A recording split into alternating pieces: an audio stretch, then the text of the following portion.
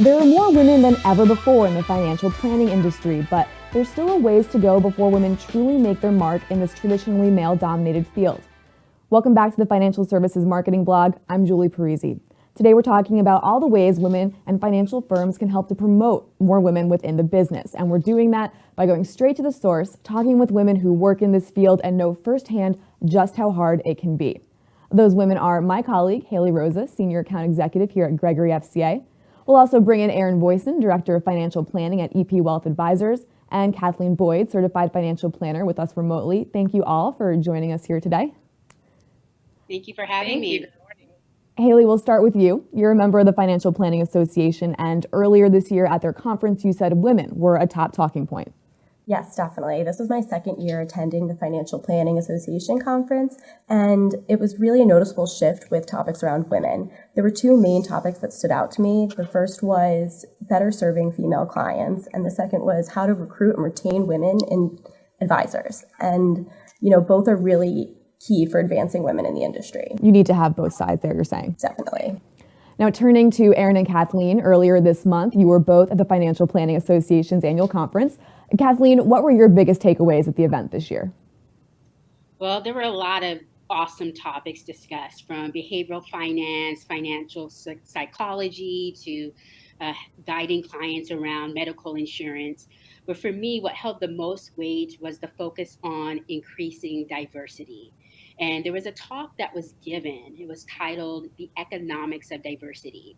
And the speaker highlighted a statistic that showed that only 35% of white planners even see lack of diversity as a real problem in our profession. And an even fewer number see growth opportunities by serving diverse communities. And so I was very astounded by that statistic. I think it illustrates just how much farther we have to go. But the fact that we're even having these open and candid conversations at a conference, it gives me hope that our profession is ready to start tackling these critical issues. And Erin, would you agree with that? Absolutely. I think a big takeaway I had was just, as someone who goes to a lot of conferences every year, just seeing the number of women that are attending these conferences growing each year.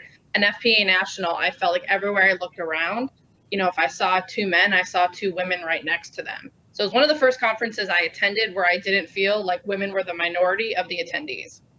And at the conference, you were part of a panel discussion about winning the fight for female talent. The landscape of the industry is certainly changing, and of course, there's been more of a focus on this topic. But why have women become such a dominant theme this year in particular? Well, I believe women are becoming a dominant theme because we're seeing just how women are shaping the future of financial services. In our profession, it's quite common for advisors to talk to their clients about the importance of investing in emerging markets. Well, women, we are an emerging market. We increasingly make up a significant percentage of the workforce. We are outpacing men in terms of college graduation rates. And the share of global wealth and earnings controlled by women, I read somewhere, I believe it's above $5 trillion now. That is bigger than India and China combined. So if you think about it, women are the largest emerging market in the world. And so it's critical for firms to really start recognizing that and getting on board and getting prepared by hiring more female talent. Because at the end of the day, I believe that the best people to serve women are women, hands down. And what's interesting is that despite the numbers that you mentioned, only 23% of CFPs are female, and the number has been stagnant in recent years. So what do you think is keeping this number low? And Erin, what's your advice for recruiting women in the industry? So, an interesting thing about that statistic is that the 23% is stagnant, but it's actually being countered by women leaving the profession with women coming in. So the women coming into the profession is actually growing. The problem we're facing are that women are coming in and then leaving, which is keeping that number flat. So a big focus is, one, just making sure that women feel like this is a profession that they can have long term, whether it's for pay, benefits, work-life balance, that this really is a great profession for them. And something that we've really focused on the last year at EP is doing a lot of financial literacy outreach. A quote that's out there is, "You cannot be what you cannot see." So how are women going to know that they can be a financial advisor, a financial planner, work in this industry if they don't see it early on? So we're getting out there, going into the classrooms, just talking about one, broadly financial literacy, making sure they understand, budgeting and credit, but then finishing with a really person in the industry. Fun because we started an externship program last summer, which is allowing high school students to come in and really see what the financial services industry looks like for a couple days. And now those externs are going to turn into interns for us. So for us, it's been a really great way to start to bring females in at a young age, cultivate them, and show them the right path. And that touches a bit on my next question. Beyond the low percentage of women in the field, there's also a remarkably low number of minority women working as financial advisors. Kathleen, you have some strategies to help boost the diversity in the industry, so I'd love to hear your thoughts here. Yeah, so there's been a lot of research and white papers out there that highlight why the number of CFPs that are women are low, and particularly women of color. And the first is lack of awareness of the profession. There's also a lot of misconceptions about what financial planning is, and that it's more sales-focused than client-centric. And there's also this notion that the profession is sort of this boys' club. It's predominantly white. It's predominantly men, and it's not very welcoming or supportive for women or women of color. And I do believe that there is some truth to that.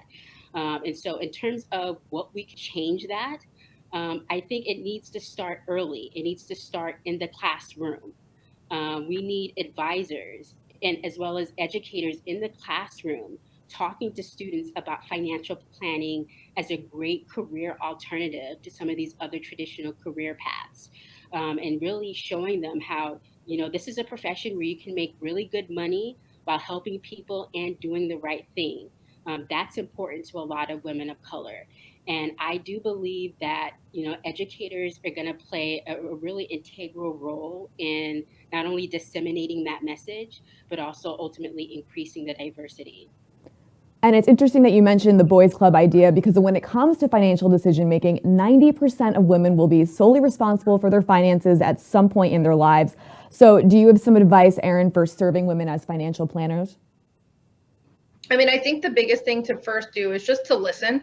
I think women, the biggest thing when you talk to them about what are they looking for in an advisor is building a relationship.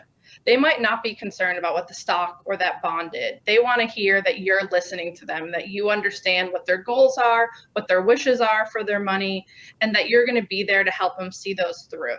So I think for, any advisor, male or female, it's just making sure that you're taking time to listen to the female that's sitting across from you, asking those important questions, and really making sure that you're helping her along the way. That after that meeting ends, that you're following up with her, that you're making sure she implements things that you talk about.